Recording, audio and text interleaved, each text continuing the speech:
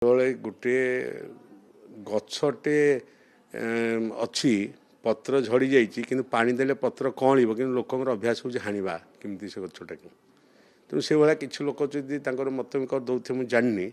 ମୋର ବ୍ୟକ୍ତିଗତ ମତ ହେଲା ଯେ ଦଳକୁ ସୁଦୃଢ଼ କରିବା ପାଇଁ ମାନନୀୟ ମୁଖ୍ୟମନ୍ତ୍ରୀ ପଦକ୍ଷେପ ନେଉଛନ୍ତି ଏବଂ ପଦକ୍ଷେପ ନେଲା ଭିତରେ କିଛି କାହାର କ୍ଷତି ହେଇପାରେ ଦଳରେ। ଧରନ୍ତୁ କେଉଁମାନେ ଆଶାୟୀ ଥିବେ କେଉଁ ପଦପଦବୀ ପାଇଁ ପାଉନଥିବେ ତେଣୁ ସେ ଷ୍ଟେଟମେଣ୍ଟ ଦେଇପାରନ୍ତି, ତା ଉପରକୁ ମୁଁ ବି ଯିବିନି। କିନ୍ତୁ ବିଜୁ ଜନତା ଦଳରେ ଯେଉଁମାନେ ଆମେ ସବୁ ଅଛୁ ମାନନୀୟ ମୁଖ୍ୟମନ୍ତ୍ରୀ ଯେଉଁ ନିଷ୍ପତ୍ତି ନେବେ ଦଳର ସାଂଗଠନିକ ପରିବର୍ତ୍ତନ କରିକିନି ଆମେ ତାକୁ ଗ୍ରହଣ କରିବୁ। ପତ୍ର ଛଡ଼ା ଦେଇନି, ପତ୍ର ଅଛି ଝଡ଼ିଛି ପୁଣି ପତ୍ର କଅଁଳିବ। ତେଣୁ ତା ଭିତରେ ଯେଉଁମାନେ ଆଶ୍ରୟ ନିଅନ୍ତି ଯେତେବେଳେ ସେ ଦେଖନ୍ତି ଟିକେ ଖରା ଟିକେ କମିଯାଉଛି ଟିକେ ଆଉ ଗୋଟେ ଗଛକୁ ପଳାନ୍ତି। ତେଣୁ ସେଇଟା ସମାଜର ପରିବର୍ତ୍ତନ ନୀତି ଆପଣ ପରିବାରରେ ଅଛି, ସମାଜରେ ଅଛି। ଦେଖିବେ ଗୋଟେ ଧନୀ ଲୋକ ପାଖରେ ଗୋଟେ ଲୋକ ଗୋଟେ ଚଳୁଥିବେ, ସେ ଧନୀ ଲୋକଟା ଆଜି ଯଦି ଗରିବ ହେଲା ତାଠୁ ଖସି ଆଉ ଗୋଟେ ଧନୀ ପାଖରେ ପହଞ୍ଚିବେ।